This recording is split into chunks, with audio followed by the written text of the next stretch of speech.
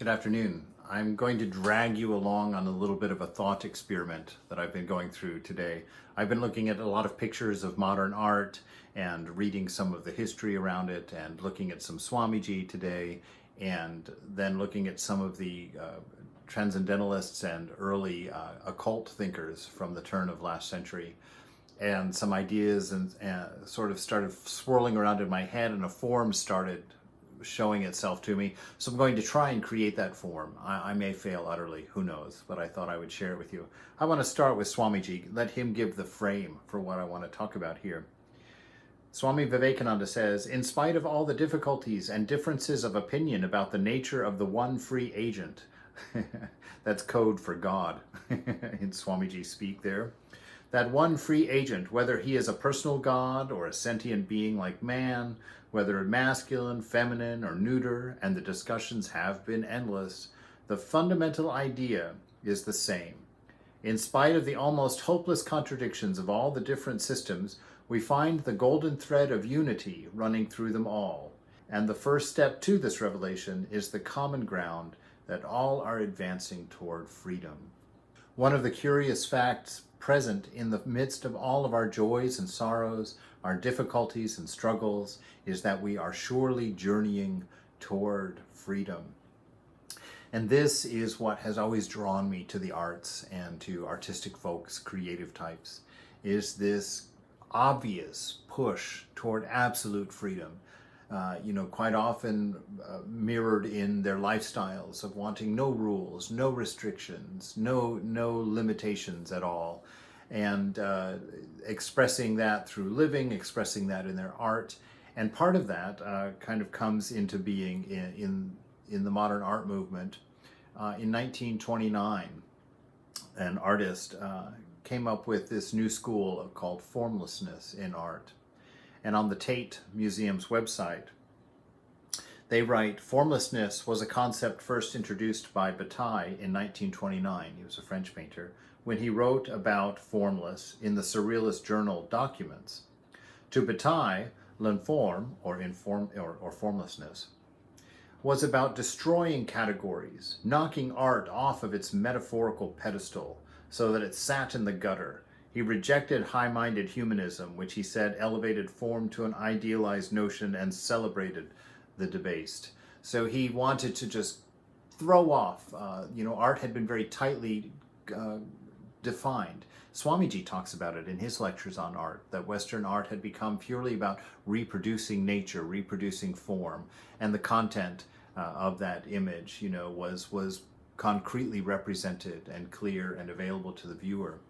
And the artists were pushing against this idea. No, there's more. There's things that I think and things that I feel, and there's things that I imagine and things that I dream that don't fit into that, that can't be expressed that way. And so a lot of movements were born out of that. Impressionism was around the same time. The abstract expressionists were out there. Gesturism, all of these different ideas started coming into play at that time as well. There's one artist in particular I want to look at who seems to really embody this for me. His name is Onslow Ford. He says that modern art has been moving toward a consciousness of its profound role, the reawakening of the unity of mind and matter. So he was falling into this change in the turn of the century, and Besant and her Theosophy movement was starting, the introductions and feelings about the mystical and the world beyond the senses, a new dimension, something that can't be represented in the straightforward, concrete world of materialism. The painter's place is to be at the growing edge of consciousness, emphasizing the role of the artist as seer. So he wanted to use this medium to peer through something beyond what can be easily represented, what can easily put down in painting. And to do that, he had to break these notions of this idealized structure of what art was, what acceptable painting was. He has this wonderful painting called Without Bounds, in which he's pursuing great spaces, the vast expanse of the inner world, and the correspondence to the nature of the universe.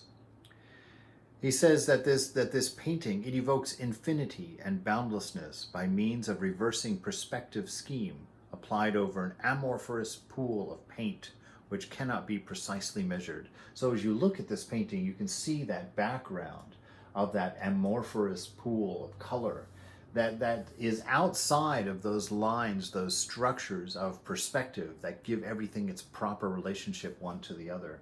You see many different paintings within a painting here, boundaries lined up, but all of them coming from that central point. So he's sort of contrasting this world of the material that we live in, the five senses, the constricting points of perspective that we always see from only one point, everything else. And he's saying that maybe that perspective is in the middle of an amorphous, unknown expanse without the constrictions, without the restrictions of body and mind. And he's very interested in exploring that. In a second painting of his, called Man on a Green Island, you see a much more structured image, but also a lot of the same indications. It's called Man on a Green Island, so let's take that concretely. You've got that green plain in the middle of the painting there, and really the only structure on that is that zigzagging yellow form and the other triangular form connected by the white angle there. And let's just say that that's man, for no real reason, just for a point to start, and that he's on that green island.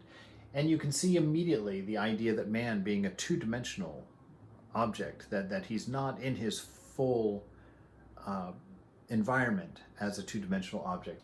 You can see that the plane that he lives on, the green earth, the green island there, is also just two-dimensional, very squared.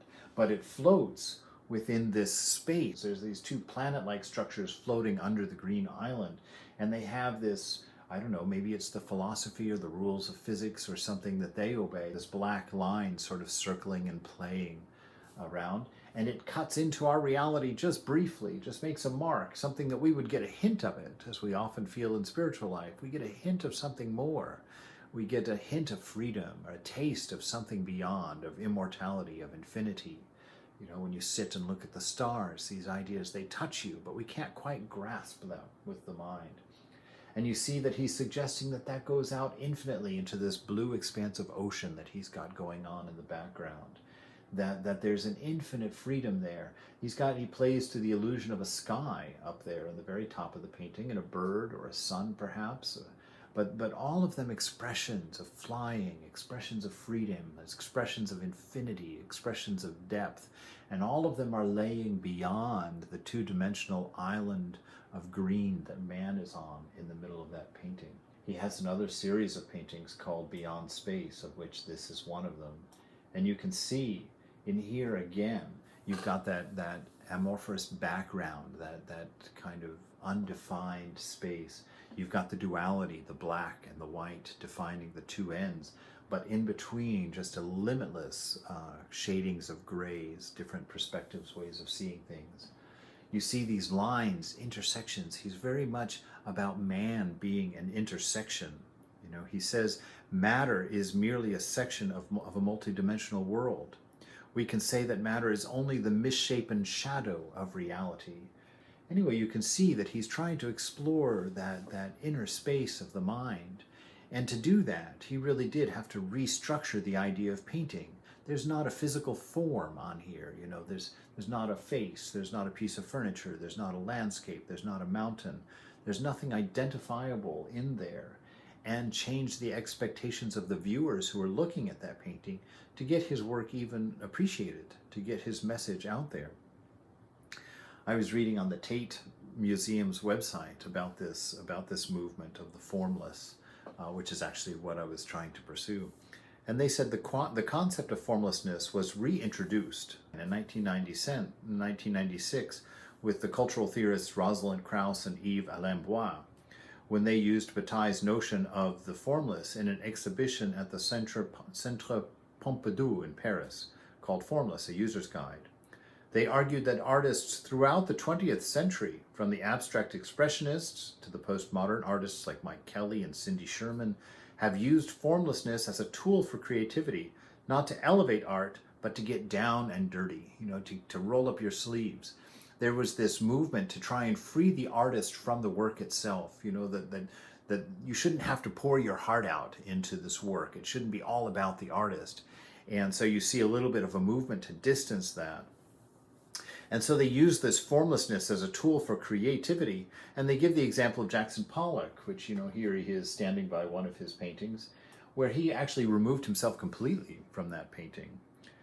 He says he dripped paint onto a canvas that was laid out on the floor. The paint would get mixed up with the ash dropping from the artist's cigarette and other bits of detritus, all of which would end up in the final piece of art. So this movement toward freedom, expressed in modern art and kind of zipping up a whole movement from 1929 all the way up to the present time, is very interesting.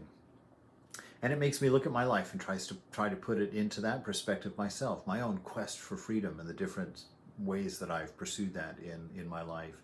And actually the ultimate reason why I'm in the condition that I'm in now, the circumstance that I'm in now, living in a monastery. It has, ironically, been the search for freedom.